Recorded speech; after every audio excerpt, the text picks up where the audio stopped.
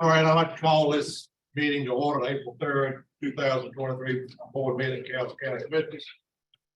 If we could, we'll begin this meeting with a moment of silent prayer.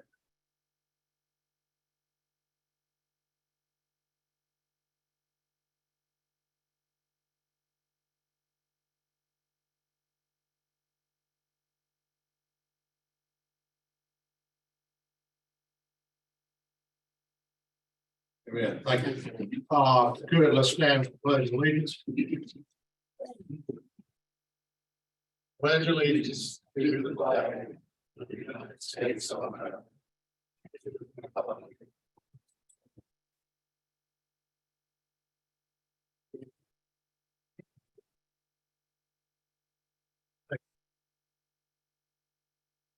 This time, I'd like to call on Clerk of Court John Satterfield to administer the oath of office, the new board member. Thank you, Mr. Vice Chair. Please, William, come on up. Guess maybe appropriate to do at the front of the room here. If you only do it in the middle, it could be seen by. Perfect. And Madam Clerk, do we have a Bible?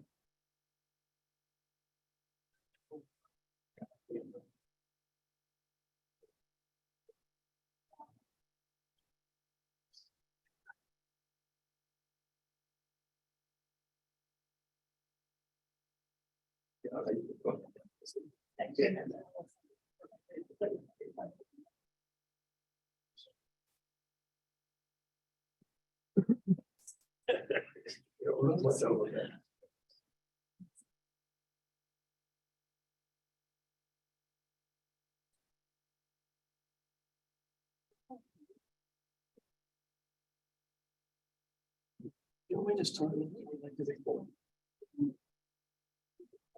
Let's turn this to where y'all can be seen on camera. Okay.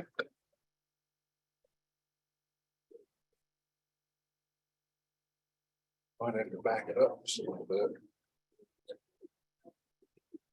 That's as good as I can get. There we go. Yeah, there you go. There we go. Thank you.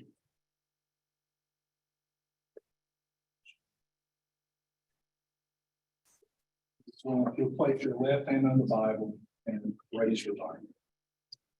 You, Ethel B. Gwynn, solemnly swear that you will support and maintain the Constitution and laws of the Constitution and laws of North Carolina, and be consistent therewith. That you will faithfully discharge the duties of your office as Commissioner of Castle County, so help me God. So help me God, yes. Congratulations, Mary.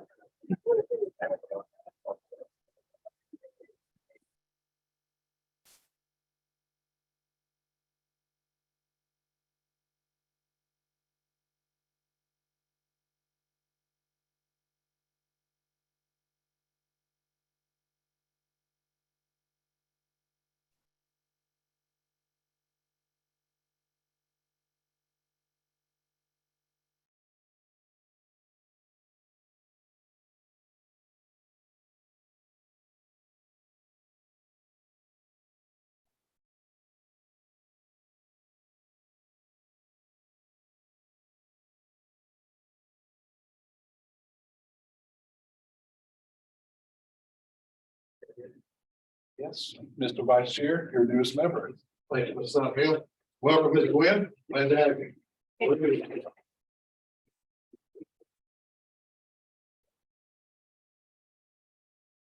They have your name tag here beside Commissioner Holt. And without objection from NFL board members, we will take a 5-minute recess.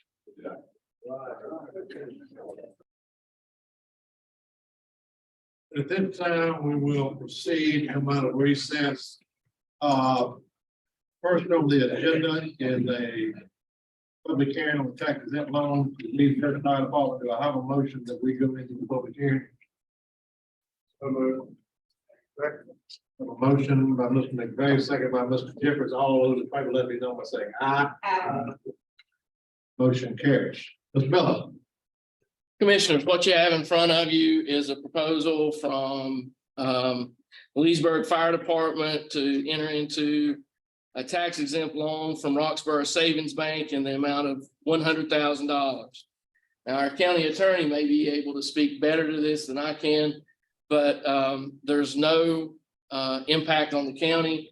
The county is not obligated to pay any of these, repay any of these funds. If Leesburg Fire Department, for some reason, does not pay those back, this is a loan from Roxborough Savings Bank and not the county, but the county is obligated to sign off before they can move forward with the loan. So I'll ask our county attorney if he's got anything to add. Thank you, Mr. Manager, for that summary, and hello, commissioners. Those are the basic facts of the situation. Most private entities do not enjoy tax exempt status when they enter into financing transactions. The Internal Revenue Service has a few exceptions in the Internal Revenue Code when fire departments are essentially carrying out what amounts to a governmental function. In this case, providing fire services in Caswell County. And the code requires that in order to enjoy the tax exempt status, the private entity, in this case, the fire department, take certain steps, including getting the consent of the local government for which they're providing these essential services. So just as the manager indicated, the resolution before you tonight evidences the county's consent to the fire department for taking out the loan to do the improvements that are referenced in the plans to the fire station. It does not obligate the county to repay the loan. The county does not become a borrower. It just essentially acknowledges what the fire department's project plans are and approves those plans in the submittal of the tax exempt financing application. So that's the sum total of what's before you tonight. I'm happy to answer any questions on this item. I have one, Mr. Farrell or Mr. Miller, either one. I know what an interest-free loan is. What is a tax exempt loan? I've never heard that phrase before, tax exempt loan. Right. Well, what it enables essentially the deductibility of the interest. So that's what it is. It's really for the benefit of the lender. It enables the borrower to receive a lower interest rate on the loan because of the benefits to the lender. So essentially what it does, just like when the county borrows money, it generally does that at a rate way below what's available to the private market. And this enables the fire department to do the same thing. I don't know the terms of its loan particularly, but entering into the tax exempt financing would allow it to receive a lower rate than it would otherwise get. Thank you. Who owns this land that it goes on? The county manager will have to answer that question. I assume it's owned by the fire department. It's owned by the fire department. I take it, Mr. Miller, we're open for comments from anyone since it's a public hearing. That's correct. Any comments from anyone? I'm here on behalf of the fire department, I'm the president of the Leesburg Fire Department Board. If you have any questions about why we're doing what we're doing, I'd be glad to just help everybody understand that. I take it that this is a second story addition, what you're doing? We have built the second station on Ridgeville Road, Right. and it's a 5-bay station with equipment, but about a third of the building was an open space tall enough to have a second floor, and we're outfitting it with a community room so that we can have venues open to the community. So we were going to do it piecemeal along with fundraisers, but once we got a contractor in there and started working, we didn't want to delay finishing it 2 to 3 years. We thought we'd push it through, so that's why we're proceeding with borrowing the funds later.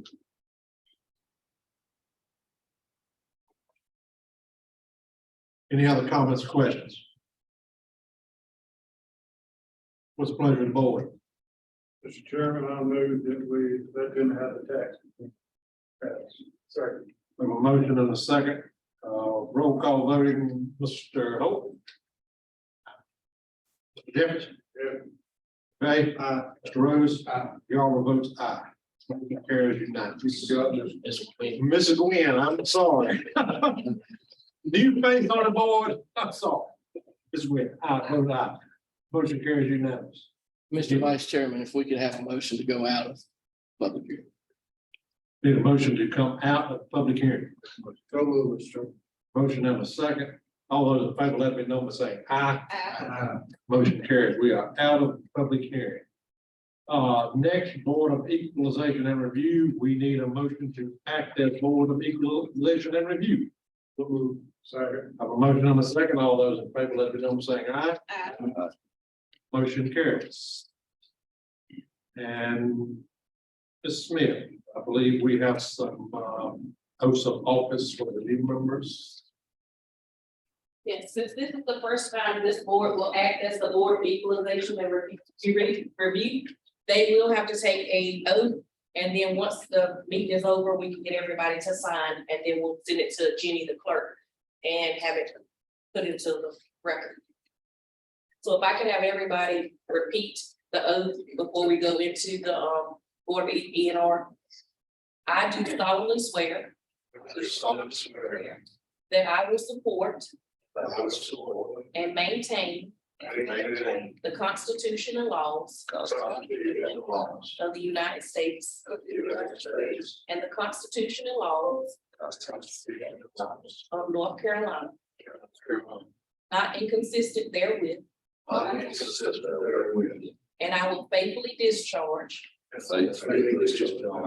duties of my office as a member of the Caswell County Board of Equalization and Review, and that I will not allow my actions as a member of the Board of Equalization and Review to be influenced by personal or political friendships or obligations. So help me God. Thank you, and we'll sign this at the end so that we'll have that on file. Mr. Bernard. Yes, sir, Mr. Vice Chair, Commissioners, I have no appeals for this Board of ENR. And we're meeting tonight. The next meeting will be, I think it's the 19th of this month. Is that the next meeting? 17. 17th, and we'll have that meeting and then we'll adjourn.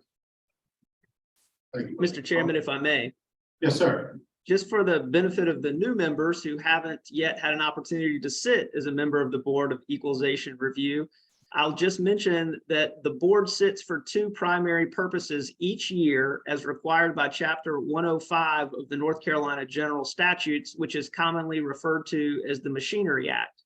And the main purposes of the Board of Equalization and Review are to review the tax listings for the current year and make sure information is correct.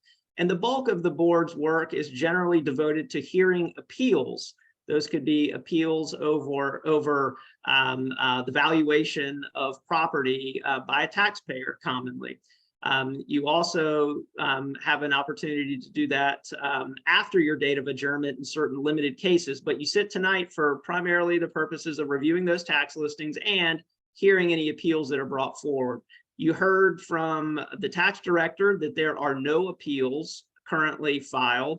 A taxpayer would have up until your date of adjournment to either appear at a meeting in person and file an appeal, or to deliver written notice of appeal to the tax director that would then be forwarded to the board for disposition. If an appeal is filed before the adjournment date that was just stated, it would be the duty of this board to hear those appeals in a quasi-judicial context, which could be done after the date of adjournment, and decide those appeals. So that's the function of your role as Board of Equalization and Review, and happy to answer any questions about that. Questions? Thank you, Mr. Harrell. Anything else, Mr. Bernard? We just need to. I don't have anything else. I would just ask, Mr. Chair, if there are any members of the public who have come forward to file an appeal tonight. Anyone here to file an appeal? Seeing none. And if not, it would be appropriate, if you're so inclined, to continue the Board of Equalization Review until your next meeting at the time and date mentioned by the tax director. Meeting will continue at such said time and dates. Thank you, Mr. Early. Thank you. And I believe we can continue on without any motion. We will stay at Board of Elected People, will be acting as Board of Commissioners, ma'am, correct? Correct. Correct. All right. Public comments. We have one speaker, Thomas Hall. So, what would you like? That'd be fine. Everybody can see you without anybody having to turn around.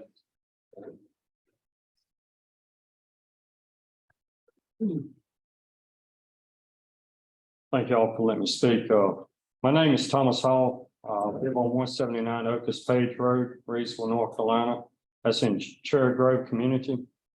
My concern is that the planning board had a meeting on February 28th this year at 5:30 for public and it was about a solar farm that would be located behind my farm. I've never been to a public hearing, so this was all new to me. I did have questions and I did ask questions. But after the meeting, I had a lot more questions. Some of the questions were answered, but not all. So the planning board, they tabled the meeting and decided that they would have another meeting on March 28th. But they didn't give a time at the meeting, so I assumed that it would be at 5:30. There were 7 people at the library at 5:30 on March 28th for the planning board meeting, till we found out that they had already had that meeting at 1 o'clock. So I'm asking if there is a public hearing or meeting with the planning board or commissioners, that they set a date and time at the end of the public meeting, so the public will be aware of that date and time. Also, I would like for the county to think about something, that the solar panels expires about 25 to 35 years, and that the solar panels are going to end up in a landfill in our county or state, or in another county or state. So in 25 to 35 years or 30 years, is our landfills going to be overfilled? So I'm thinking about our future for our kids and grandkids. Solar farms does have a decommissioning plan. So if the owner of the solar farm passes away, file bankruptcy, or quits paying taxes, can the county afford to decommission the solar farm to the land's original state? And I do have the decommissioning plan with me today. Thank you. Thank you, Mr. Hall. No other public comments, board recognitions? Anyone? All right. Next is the approval of the agenda for tonight. So moved, Mr. Chairman. Second. I have a motion and a second to approve the agenda. All those in favor, let me know by saying aye. Aye. All those opposed? Motion carries.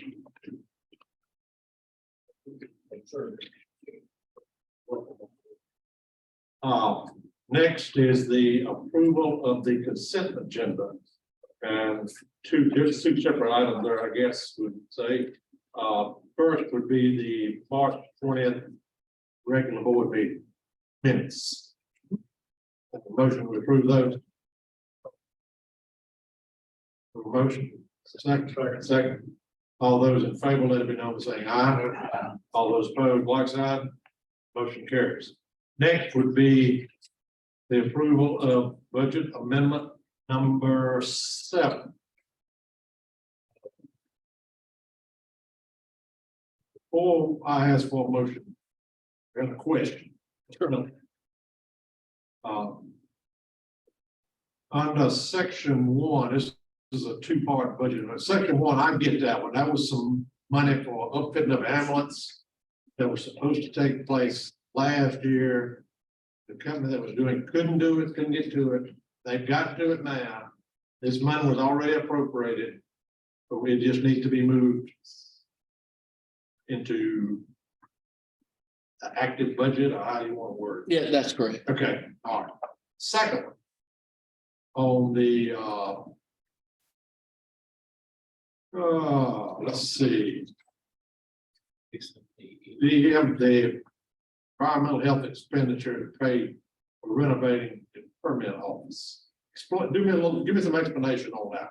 So last year, earlier this year, there was a renovation done to the lower portion of the health department, which is now the central permitting office. The total bill for that was $32,000. The bill was paid out of the maintenance budget, but because there are dedicated funds produced by environmental health, it would be a better use of those dedicated funds to pay for the renovation of the environmental health central permitting offices rather than using general fund monies to outfit that upfit. So it's a better use of the money. The bill has already been paid using general fund monies with through the maintenance department. This would just transfer the money back into the maintenance department and use dedicated monies that can only be used for environmental health and central permitting for that purpose.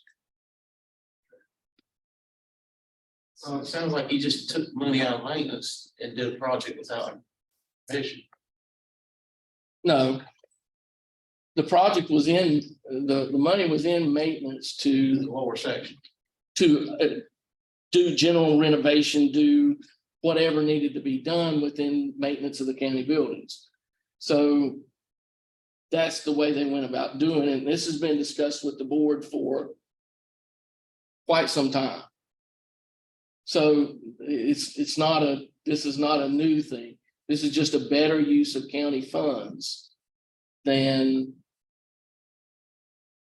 it's a better use of the county's funds because they're dedicated revenues that can only be used for that purpose than using general fund money that can be used for any purpose. Okay, let me see if I got this right. Under where it says expenditures, under maintenance capital outlay, budget has 38.8. The spent 32 of that on the renovations for central permitting, right? That's correct. So that actually left them with a balance of $6,800. In that line, that's correct.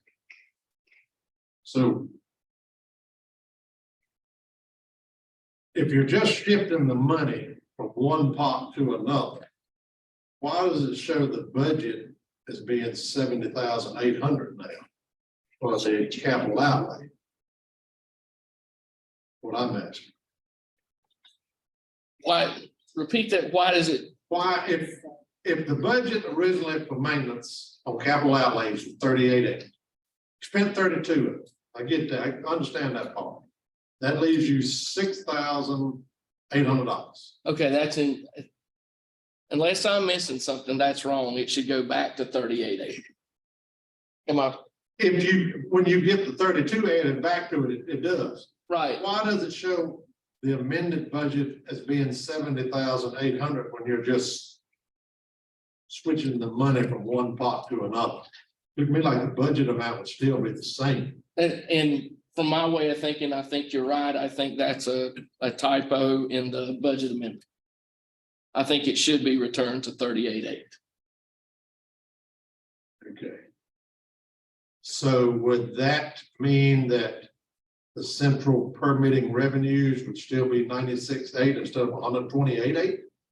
No, this, the revenues for central permitting, we've identified that they're already at 128. Is that right? They're already at 128. Okay, so the revenues are more than projected. That's correct. Okay. All right, I would like to see that. If you and I are thinking along the same lines and we're correct, that needs to be fixed. Right, so 38. if it pleases the board and you want to pass the budget amendment, pass it with those corrections made to it. Pleasure of the board. Let's see.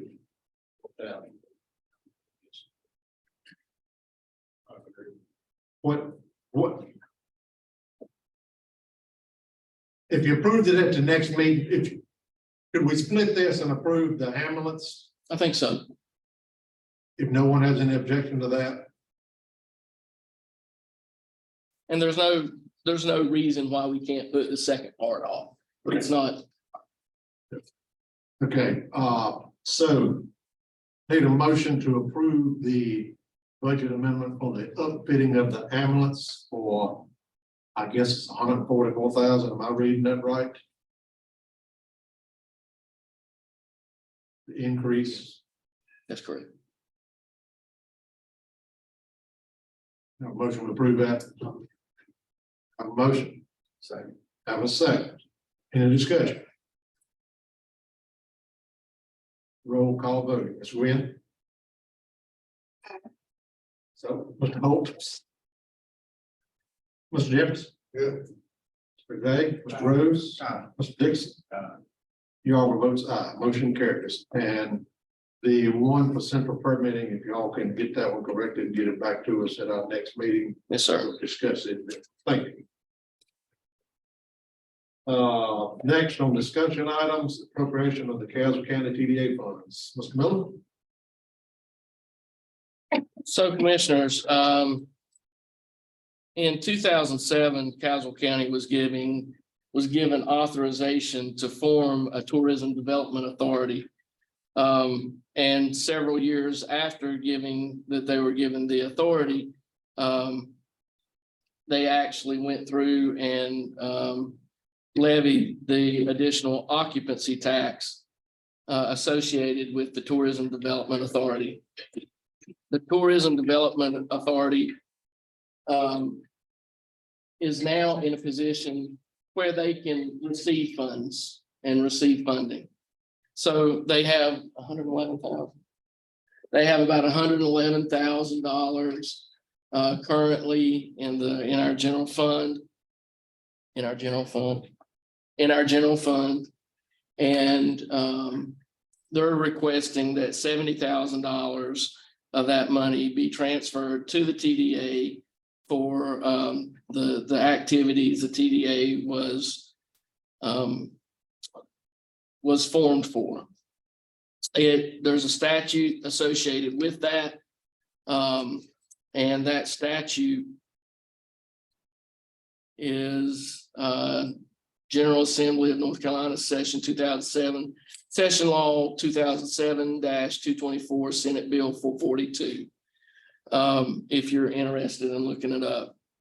But basically, the TDA has to use 2/3 of the funds remitted to promote travel and tourism in Castle County, and the remainder shall be used for tourism-related expenses. The TDA has to comply with the same governmental and physical control act that the county does. Our finance officer is also the finance officer for the TDA. So they will have that guidance from our finance officer to follow those things.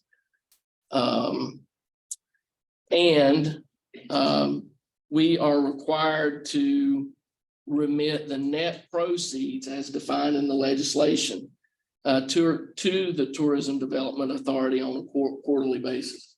So in my discussions with the TDA, what we've spoken about is remitting the $70,000 now, and then having the budget an average 3-year rolling average of what the TDA should get, and remit that 3-year rolling average. And I think right now it's at about $26,000. That $26,000 to the TDA on a quarterly basis, which is what the legislation requires. We remit it on a quarterly basis. And go from there. So that's basically what we're being asked to do. The reason this is in this discussion item line is simply because your rules of procedure say you can't appropriate more than $10,000 in a meeting without having discussed it previously. So it's in a discussion item. You can see it, you can expect to see it come back as an action item later on. I'm happy to answer any questions you may have about the TDA, about the funding.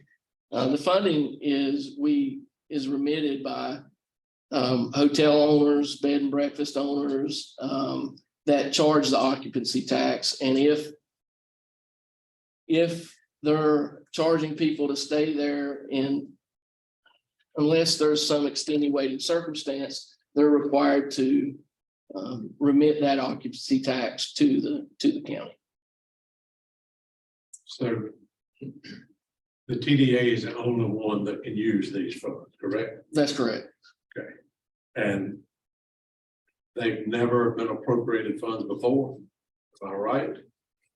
If I'm correct about that, and this is just what I'm thinking, I think we appropriate about $8,000 to them every year, don't we? But they've never requested the funding up to this point. And in a review of the funding streams, and we went through a real big push a couple years ago to identify all the bed and breakfasts, all the Airbnbs, all of the things like that in the county that were being used, and we sent them letters. So that's increased the amount that we're seeing from the occupancy tax, and the hotel has started paying. So we've seen an increase and if you go back to 3-year average, you're looking at about $26,000 a year. How long has this tax been in place? 2008? Well, no, so we gained authority to do it in 2007. And I would guess that in 2017 or 18, the commissioners actually voted to do the occupancy tax. So it's 5 years That's correct. running, okay. But no action tonight, but we will see this again. That's correct. Okay. Any other questions? Anyone on board members? Look, Brian, do you have anything to add to that? The only other thing I wanted to add is per the legislation, the TDA, the Tourism Development Authority, is required to report its receipt and expenditures to the board. So you know how they're using the funds, and they're to do that as on a quarterly basis as they expend the funds, and then at the end of each fiscal year. So you should be getting a report out from the authority about exactly what they're using the occupancy tax dollars for. Thank you, Mr. Farrell. Mr. Miller. All right, moving on down to action items, the County 911 telecommunications reclassification resolution. Mr. Miller. Commissioners, this resolution is a resolution conveying our support for a reclassification for 911 telecommunicators to be treated as emergency service personnel, as is the EMS department, the sheriff's department, or firefighters, so on and so forth. And really what the intent is for them to be able to receive the same mental health benefits that are entitled to EMS, sheriff's officers, and so on and so forth. This would help them receive the same mental health benefits that other emergency services agencies receive. And I'm sure I'm woefully inadequate in explaining that to you. We do have our director here, and if he would like to say a few words about it, I would encourage him to. Okay. So basically the state of North Carolina, 911 dispatchers aren't really clarified as anything. We're not even clerical or anything like that. Which other states they are clerical providers under their definitions. In 2001, Representative Torres, with bipartisan support with the U.S. Senate, introduced the 911 Saves Act, which would ultimately on the federal level recognize 911 telecommunicators as first responders. We're starting it local in North Carolina. If you guys vote on this tonight, will be the 21st county or municipality in the state of North Carolina to support this. There's been 2 letters of support read on the House and Senate floor in North Carolina. Hopefully, once all 100 counties are showing support, we can get movement in North Carolina. I do know that from my time in Washington a couple months ago, that this is gaining traction again as far as the 911 Saves Act is being reintroduced on the Senate. I believe Senator Richard Hudson is going to be one of the ones that's going to be introduced, and he's already introduced next generation 911 funding. But like I said, starting on the local level, starting here in Caswell County and being the 21st to show the support here in the state, that'll give us a whole lot of ground foot and work for the future be clarified as first responders instead of just clerical. Anybody else have any questions? Understand you took this benefit for if there's mental. That's one of the things that's going to greatly, the telecommunicators greatly benefit from it. Without support of our fire marshal's office here, without support of emergency management now, when we have a critical call, the telecommunicators are normally the last ones to go into those critical incident stress debriefings. And it's usually sadly, it's usually a last thought. You're considered a 911, is that throw you into a different pay? Different pay category? In It'll move the 911 telecommunicators into the first responder category, like police, fire, and EMS. see, pay scale. That it does nothing to the pay scale. It's just recognizing that telecommunicators are first responders. Any other questions? Mr. Chairman, I'll make a motion to support this resolution. A motion, have a second. Have a motion and a second. Any discussion? Not all those in favor, let me know by saying aye. Aye. All those opposed, like sign. Motion carries. All right, county manager updates, Mr. Miller. Commissioners, I'm happy to answer any questions you may have about anything that we've discussed tonight or any issues that you may have just in general. But as many of you know, I've been out the last week. I don't have any updates at this time, but I'm happy to answer any questions you have about anything. I've got one on the did you not need to have someone by April 4th on the broadband to be able to sign? For the resolution, I think that's what it was referred to. We discussed it last time, and we were going to come back. I think I reread it, and I think it was April 4th was the deadline. It's the option to NCDIT. okay. Yeah, we do. And if it pleases the board, we're happy to have that. That DocuSign sent to the chair or whomever you'd like. That was on the options, Madam Clerk. Well, we need to decide which option too. I think. I thought we voted on option two. Yeah. We talked to, yeah, and that was the one where it was paid when it was complete. When everything's complete, yes. So the only discussion would be is if Brian will be the sole signing on the document. So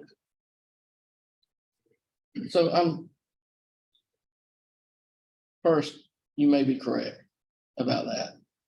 What I remember was that we had to have the exhibit back to NCDIT, which exhibit we were going to use, and we sent that back today.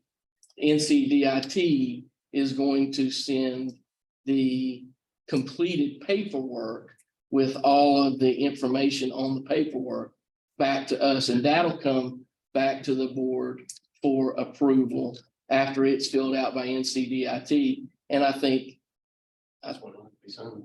I think that's when you need to have it signed. And that's by May 4th. But the paperwork's already been submitted to them. Yes. To be filled out. for option number 2. Right. For Exhibit J, Okay. where everything's paid at the end.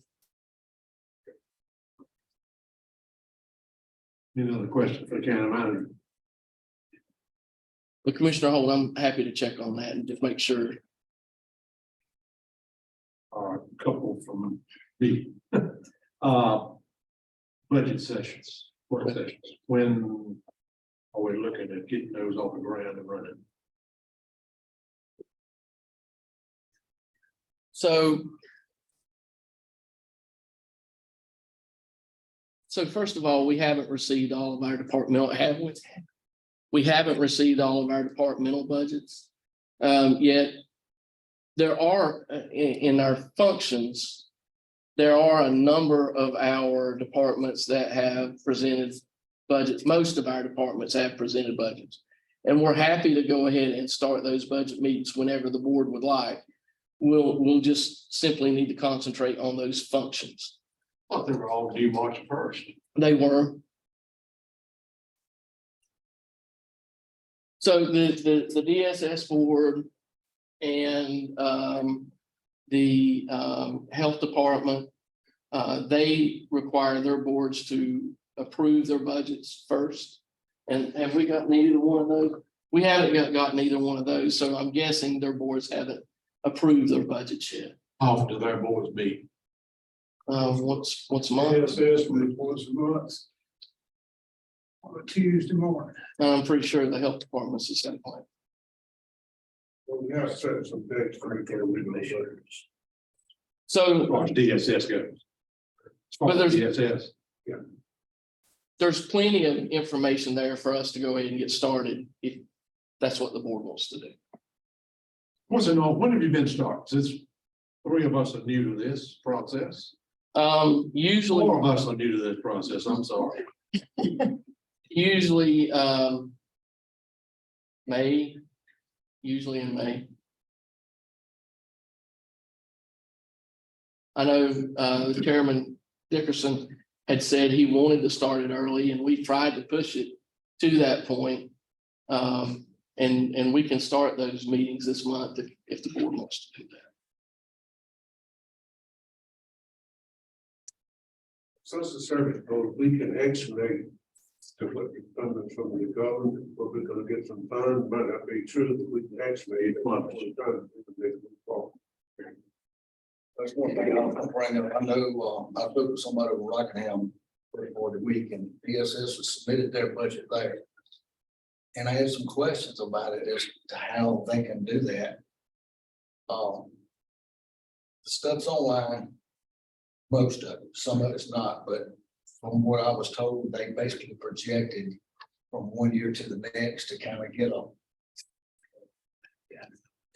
roundabout figure what they're looking at, but you know, the quicker we can get this thing in, the longer we've got to work on it. That's my opinion.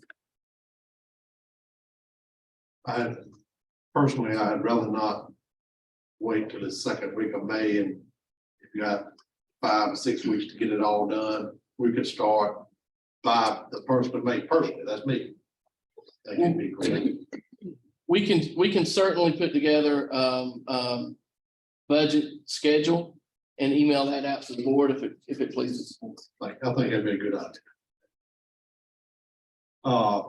Couple of questions, Mr. Miller.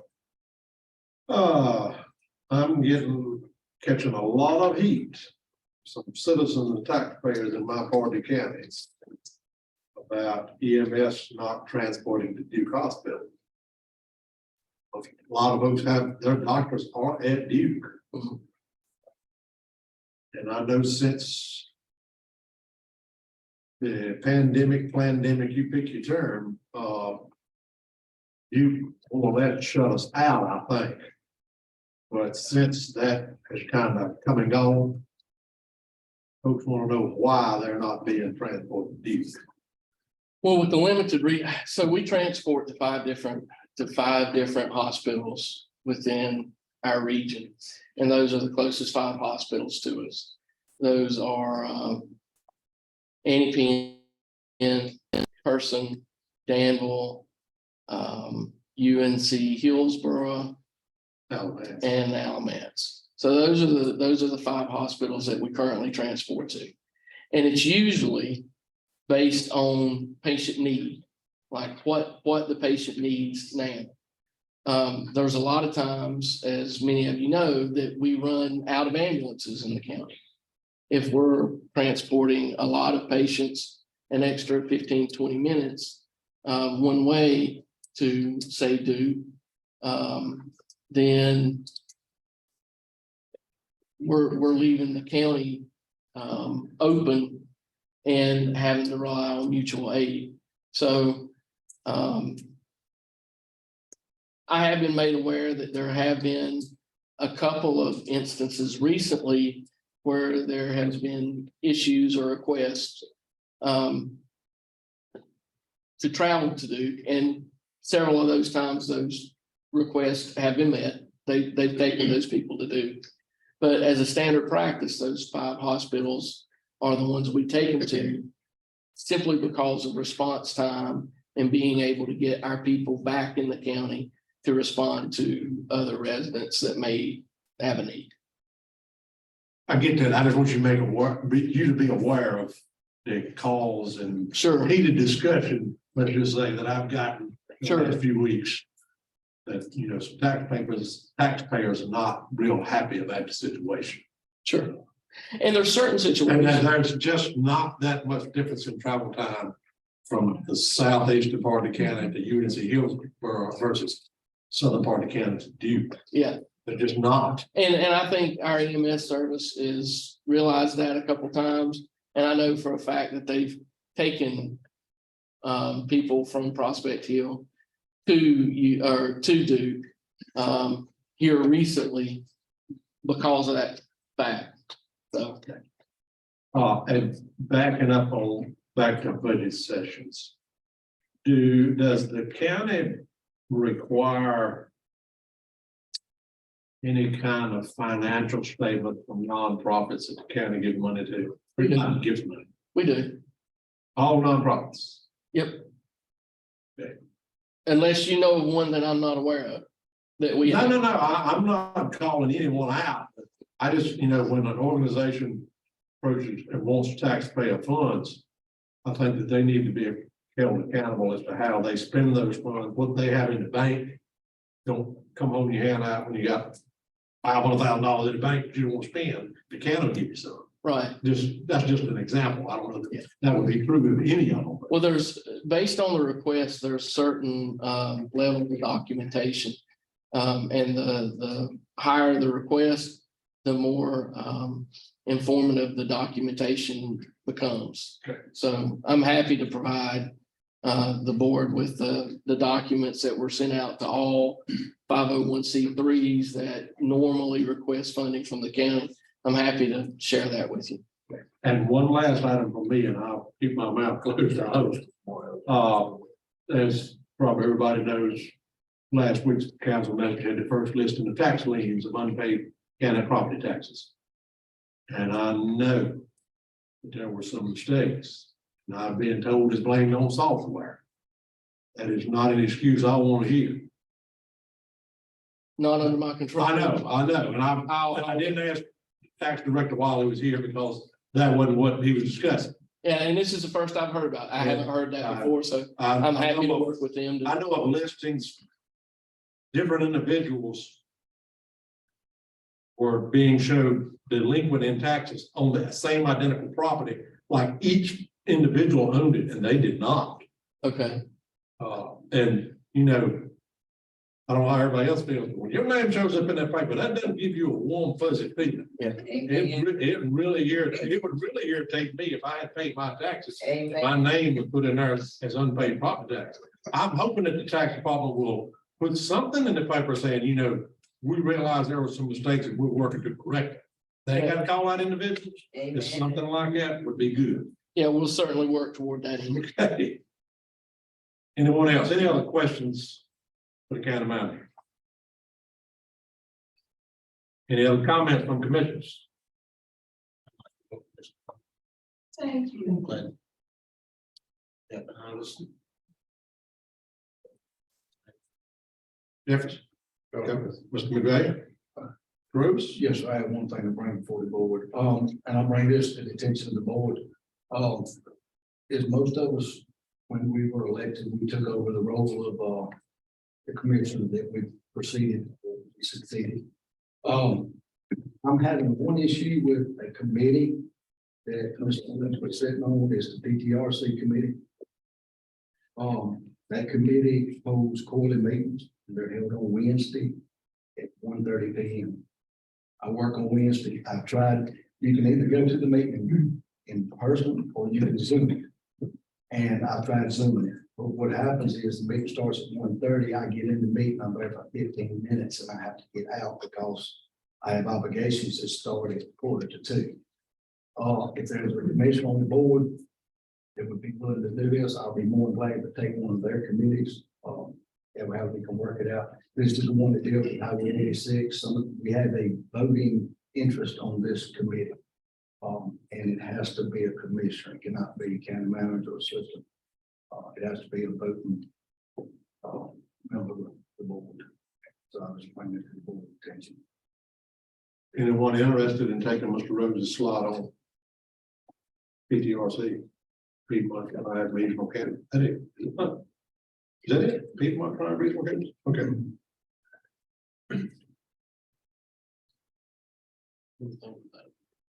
Mr. Hope put it under consideration. That will not like trade.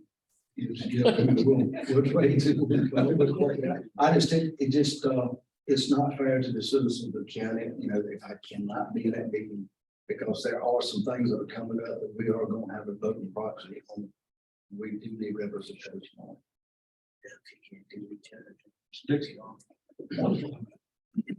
I would like to welcome Ms. Wynn to the board. Thank you I so was much. unavoidably detained today. I wasn't here for your swearing in. I apologize. But I finally realized you were, they were. It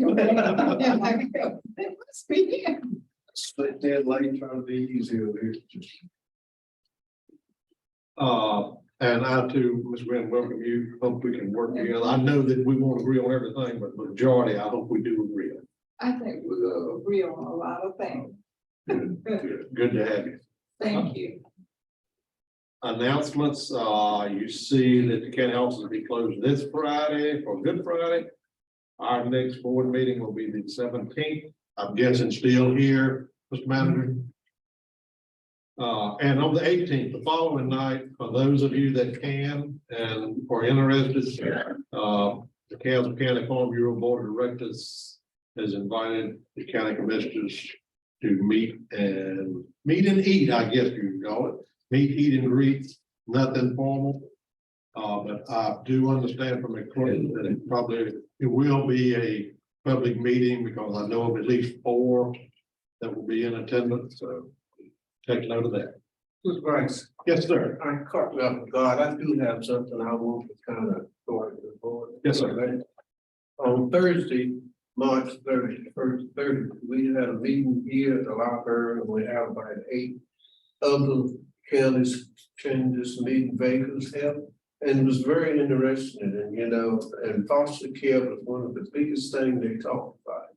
And unemployed, people not staying, not working. So naturally, you know, we got short of help also done in some service. So I just want to throw some of this out at you. And we also invited the DS director to come and go to the meeting. And I want to Assistant County Manager, Ms. Gwen, she took a lot of notes and things, kind of go over and kind of throw out what we talked about. But Yes, Ms. Gwen. I'll be very brief. Yes, we are both representatives, Mr. Commissioner Jeffries and I, on the Via Health Region Board, which represents 8 counties, Castle, Alamance, Chatham, Franklin, Granville, Person, Stokes, and Vance. And unanimously, the board agreed that we would support the local, the LME MCO, which is the Via Health, in voicing their opposition to the Children and Families Specialty Plan, which is being proposed and working its way through the General Assembly. Right now, it's a statewide plan that would affect those children that are in custody of DSS, foster care children. They want to, the plan by North Carolina Department of Health and Human Services is that there will be a statewide plan for these children and families to receive health benefits. It'll be managed by the state insurer, not necessarily Blue Cross Blue Shield, it'll be bidded out. But they feel like, the LME MCOs have unified across the state, all 6 of them, in that, it will be best if each jurisdiction maintain their own control over how they administer foster care services to the children and families that are affected by that. With that being said, Via Health has a tailored plan which will help with physical and mental health benefits for those families. That was supposed to start on Saturday. It's now scheduled to start October 1st of this year. And so what Via Health is requesting is a letter from this board, and they requested it from all boards that are in the region to voice your opposition to this plan. If you have any questions, I'm willing to answer any questions you may have about that. I will tell you that most of the commissioners that were at the meeting, representing those 8 counties, their agendas had already been set, so it wasn't able to be put on the agenda as an action item or discussion item for that matter. But it was something they were very interested in because unanimously they supported the opposition to this plan. Questions? Ms. Witt? Mr. Jeffers, anyone?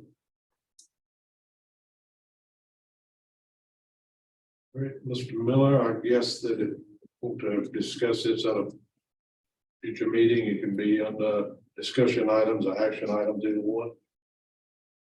Yes, we can certainly put it under Yes. one or both. Thank you. If there's nothing else, a motion to adjourn would be in order. Motion and second, all those in favor, let it be known by saying aye. Aye. All those opposed, like sign. Thank you, folks. Appreciate it.